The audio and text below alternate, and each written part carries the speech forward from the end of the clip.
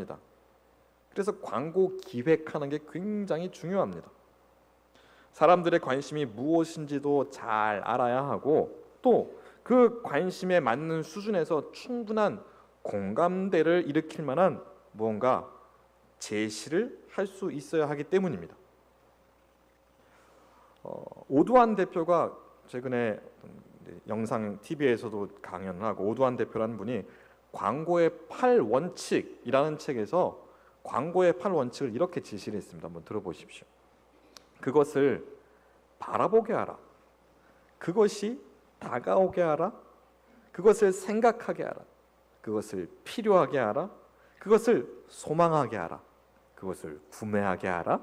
그것을 만족하게 하라. 그리고 마지막에 그것을 전파하게 하라 하면서 광고의 8가지 원칙을 내세우면서 책을 이렇게 냈습니다. 참 매력적인 말들입니다. 근데 오늘 말씀해 보면요, 하나님께서도 모세를 부르시기 위해서 일종의 광고를 하셨습니다. 바로 하나님의 호렙산에서 떨기나무를 통해서 모세에게 광고를 하셨습니다. 모세를 하나님이 부르시는 자리로 서게 하기 위해서 뭔가 흥미로운 장치가 필요했던 것이죠. 밤에 여러분 한참 이 도심을 지나다 보면은 건물 저 위쪽 벽에 아주 밝게 비춰져 있는 그런 광고판 보신 적 있으시죠? 그 커다란 전광판에서 큰 LED 화면을 통해서 이 광고의 화면들이 막 쏟아져 나옵니다. 이런 게 참 우리의 눈길을 끕니다. 빛이 거기서 막 다 쏟아져 나오는 것 같지만 그 화면 자체는 망가지거나 불타 없어지지 않습니다. 오늘 본문에서 모세가 발견했던 그 떨기나무, 막 밝아서 불타지만 꺼지지 않는 떨기나무가 바로 그런 것입니다. 하나님께서 그 하나님의 산 호렙의 떨기나무를 통해서 모세의 흥미를 유발하셨던 겁니다.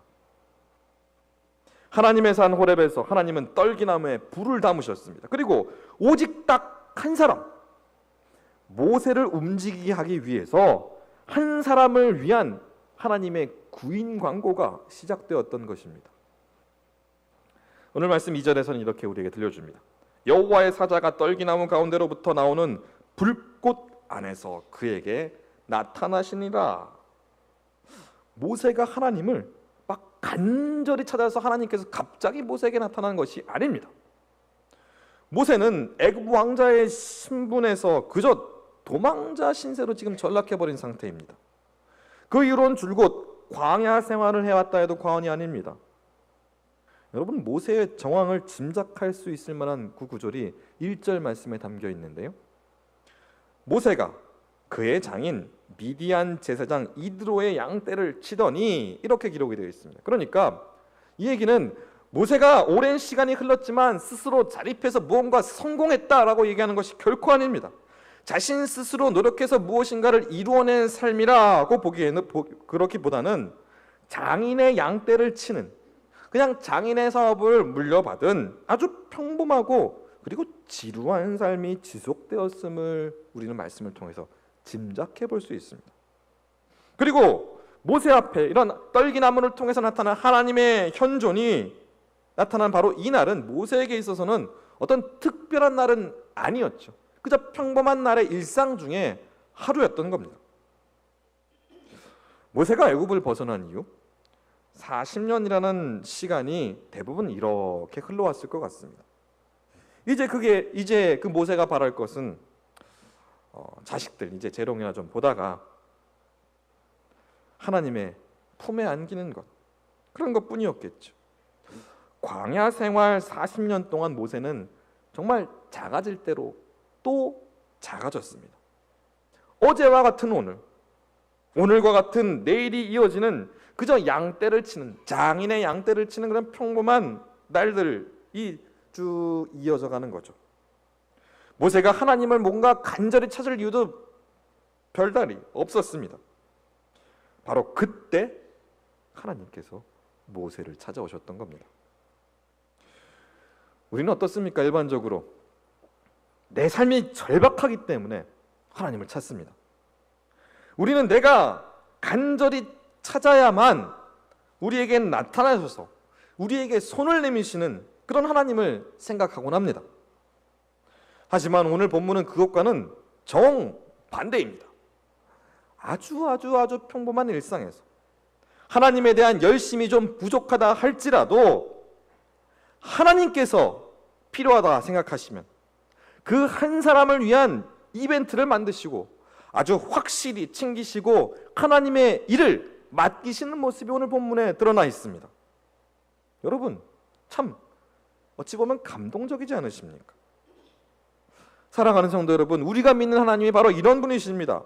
우리의 평범한 일상 속에서 이벤트를 만드셔서 찾아오시고 우리를 부르시는 하나님, 늘 우리에게 먼저 손을 내미시고 우리를 하나님의 잔치에 초대하시는 분이십니다. 이것이 은혜가 아니면 어찌 다른 방법으로 우리가 설명할 수 있겠습니까? 하나님은 모세를 부르십니다. 이렇게 말입니다. 4절 말씀에 모세야, 모세야 두 번을 연이어 부르십니다. 브엘세바에서 하나님이 창세기 말씀에 보면 하나님이 야곱을 부르실 때에도요, 야곱아, 야곱아라고 두 번 부르셨습니다. 한 번이 아니라 모세야 라는 것이 아니라 모세야, 모세야 라면서 두 번을 부르신 것. 이 두 번이라는 횟수는요, 상대방에 대한 간절함과 애정이 담겨 있는 겁니다. 따뜻하고 애정 어린 음성이 모세의 귀에 들렸을 법합니다. 그리고 모세가 제가 여기 있습니다 라고 대답하니까 이어서 말씀하십니다. 5절 말씀입니다. 이리로 가까이 오지 말라. 네가 선 곳은 거룩한 땅이니 내 발에서 신을 벗으라 라고 말씀하십니다.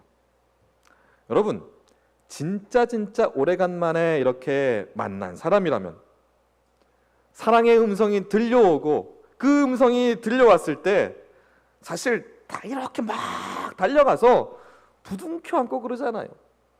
여러분, 예전에 이산가족 그 방송들 보신 적 있으시죠? 오래간만에 만나면 막 물고 부둥켜 안고 이렇게 하는 장면 우리가 생각하지 않습니까? 아니, 그렇게 애정 어린 소리로 모세야, 모세야 라고 부르셨으면, 아니 40년이라는 긴 시간 동안 잠잠하시다가 깜짝 나타나셔서 그렇게 부르셨으면 모세를 좀 이렇게 와라 껴안으시면서 하나님의 품에 따뜻하게 안기는 뭐 그런 감동적인 장면을 우리가 생각할 법도 한데 말씀은 전혀 그렇지 않습니다. 오히려 접근 금지, 너 이리로 가까이 오지 말라, 네가 선 곳은 거룩한 곳이니 내 발에서 신을 벗으라 라고 말씀하십니다. 고개를 약간 이렇게 갸우뚱하게도 할 수 있는 장면입니다. 여러분, 당시의 모세의 행적을 한번 생각해 보십시오. 모세의 행색 말입니다. 뜨거운 그 뙤약 아래 광야에서 산으로 이동하면서 뜨거운 태양을 보호하기 위해 이 수건 같은 것도 머리에 있었을 겁니다. 그리고 광야에서 가장 필요한 것은 겉옷입니다. 겨우 밤에는 추위를 또 피할 수 있어야 하기 때문입니다. 또 손에는 양떼를 지키고 있었으니 지팡이로 들고 있었겠지요. 그런데 하나님께서는 왜 굳이 수건도 아니고 겉옷도 아니고 지팡이도 아니고 왜 굳이 너 신발을 벗어라 라고 말씀하셨을까요? 여기서 단어 하나를 좀 살펴보겠습니다. 그 단어는 바로 이력서라는 단어입니다. 이력서, 여기에 이자는 신이, 밟을 이, 그리고 역자는 지낼 역, 그리고 글서자. 우리의 신이 밟고 지내온 것들을 글로 쭉 적어 내려간 것이 바로 이력서입니다. 여러분, 이력서 많이 써보셨지요? 그것이 이력서입니다. 우리의 신이 밟고 다닌 그 역사가 이력서입니다. 사람의 삶의 경력을 읊어주고 있는 것이 이력서입니다. 여기에 이 이력서에는 신발의 역사가 담겨져 있습니다. 신발은요, 어디에 가서 우리가 무엇을 하든지 따라다닙니다. 삶의 구석구석 다니지 않는 곳이 없습니다. 신발을 신고 막 뛰어다니기도 하고 신발을 신고 당당하게 이렇게 걸어다니기도 합니다. 또 굽이 높은 구두를 신으면서 또각또각 걸으며 아름다움을 뽐내기도 합니다. 때로는 조용조용 발 뒤꿈치를 들고서 살금살금 발소리가 나지 않게 다니기도 합니다. 이렇듯 신발을 신고 다닌다는 것은요, 우리의 전 존재, 그 존재 자체를 다 담고 있는 겁니다. 그러니까 신발을 벗는 행위는 우리의 자신, 존재 자체를 다 벗어버리는 일이기도 합니다. 모세가 이 갈대 상자에서 흘러나가는 그 시간부터 지금까지 살아온 이 80년간의 세월, 거기에는 이집트 왕자로서의 경험도 있고 애굽 사람을 죽인 실패한 도망자로서의 쓰라림도 담겨 있겠죠. 미디안 광야에서 40년이라는 시간을 세상을 등지면서 사는 은둔자로서의 한숨까지 모두 담겨 있습니다. 하나님 앞에서 내 신을 벗으라 라고 하는 것은 이 모든 것들을 지금 너 이 자리에서 좀 내려놓을 수 있겠니? 이 너 존재 자체를 내 앞에서 내려놓을 수 있겠니? 라고 말씀하시는 부탁이자 명령입니다. 우리가 하나님 앞에 설 때 우리 자신을 내려놓지 못하고 지금까지 우리가 이루어 온 것을 자랑하기도 합니다. 때로는 내 모습이 너무 초라한 모습이라고 작아지기도 합니다. 하나님은 우리가 살면서 지금까지 성공했던 아니면 실패했던 그것을 먼저 포기하고 내려놓으라 말씀하십니다. 그러할 때 하나님이 인도하시는 새로운 세상으로 인도함을 우리가 받을 수 있기 때문입니다. 우리는 급해지고 절박해지면 하나님 앞에 고개를 숙입니다. 하지만 신발은 벗지 않고 그대로 신고 있는 경우가 많습니다.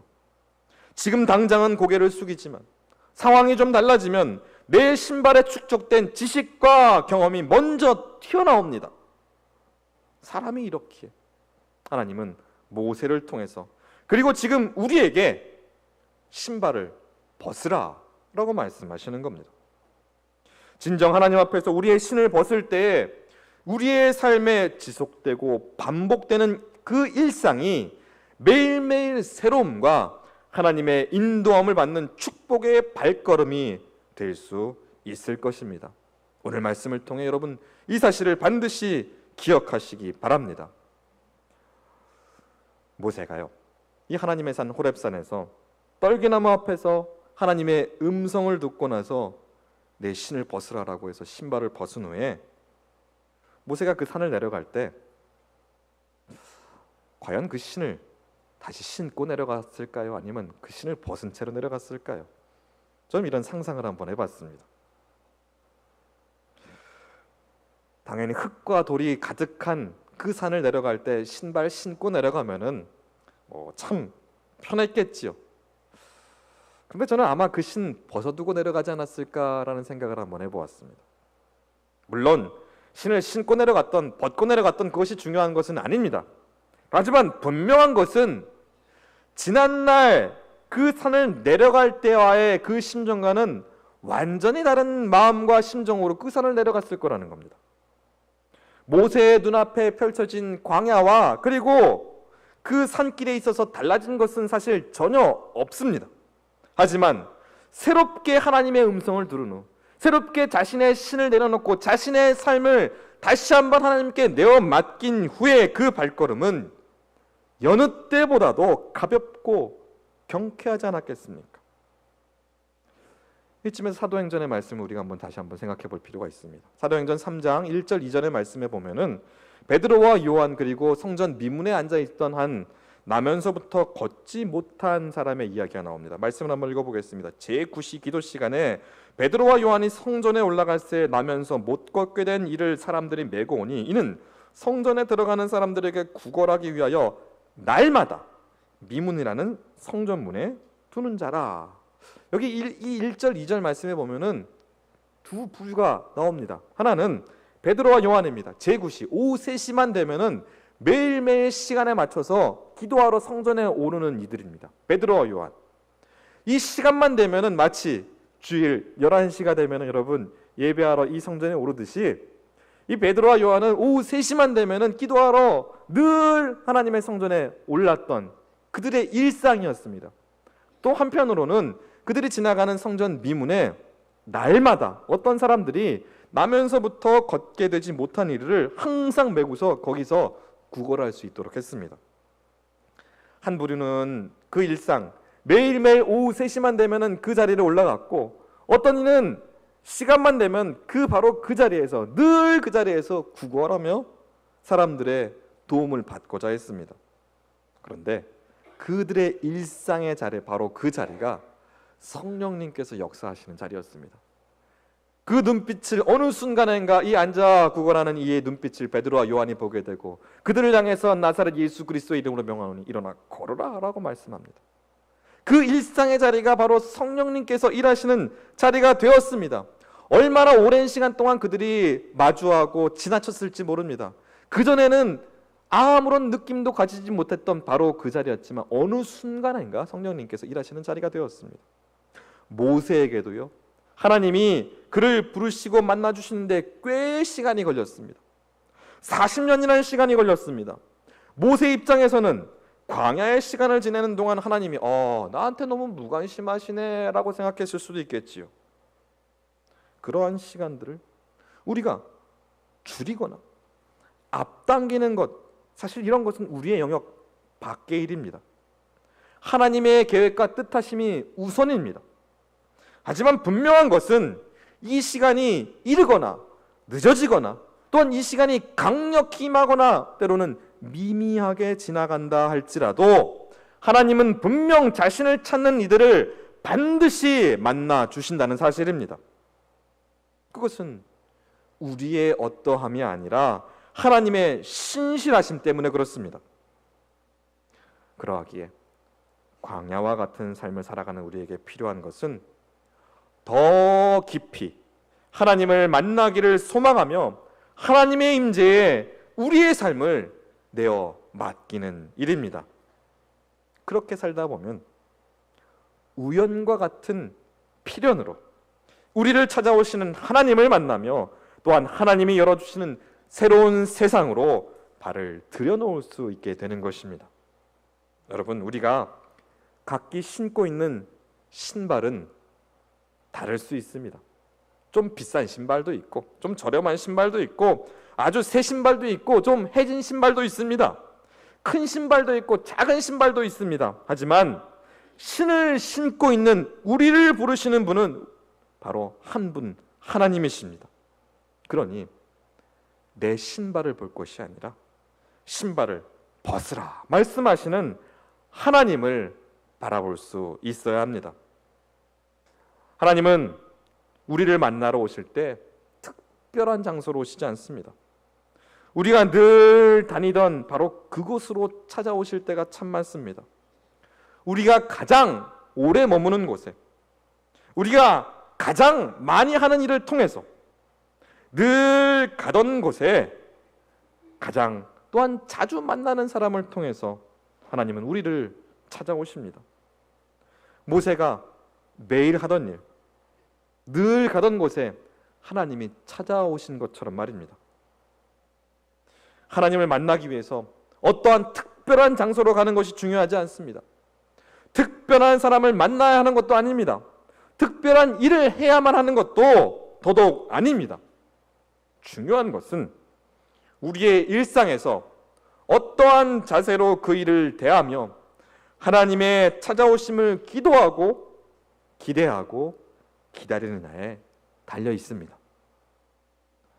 우리의 평온한 일상을 꿰뚫고 찾아오시는 하나님의 일상의 새로운 초대 앞에 우리의 삶이, 저와 여러분의 삶이 열려 있기를 간절히 바랍니다.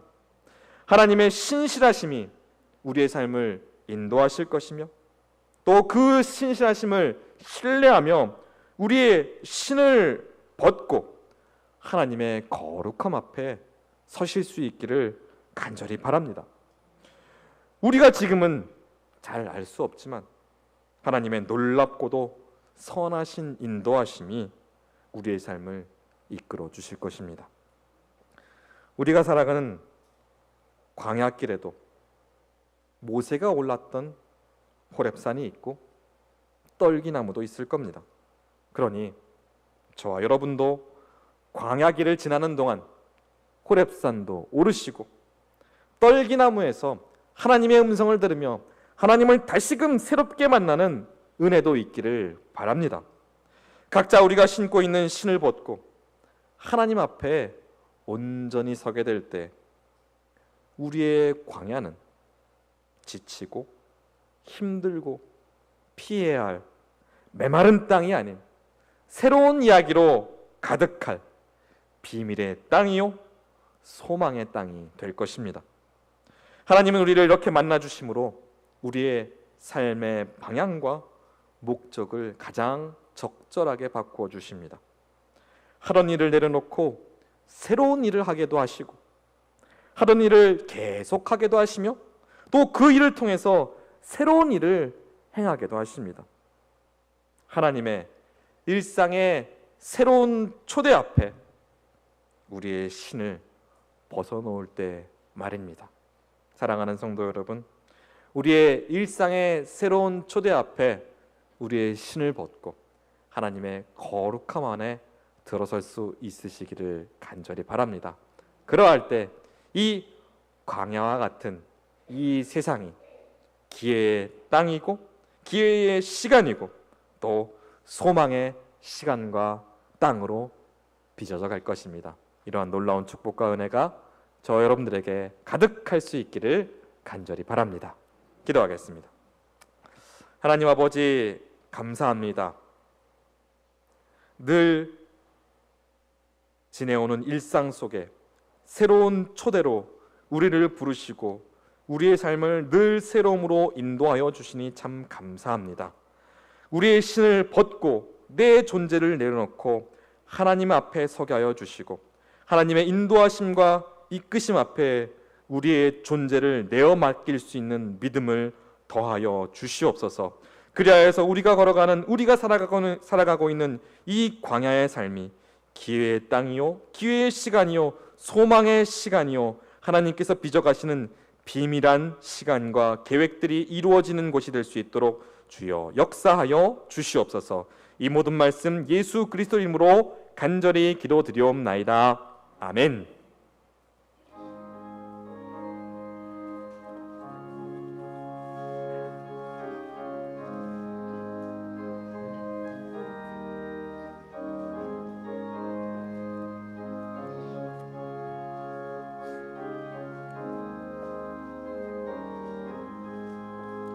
내 영혼이 은총 입어 중한 죄짐 벗고 보니 슬픔 많은 이 세상도 천국으로 가하도다. 할렐루야 찬양하세 내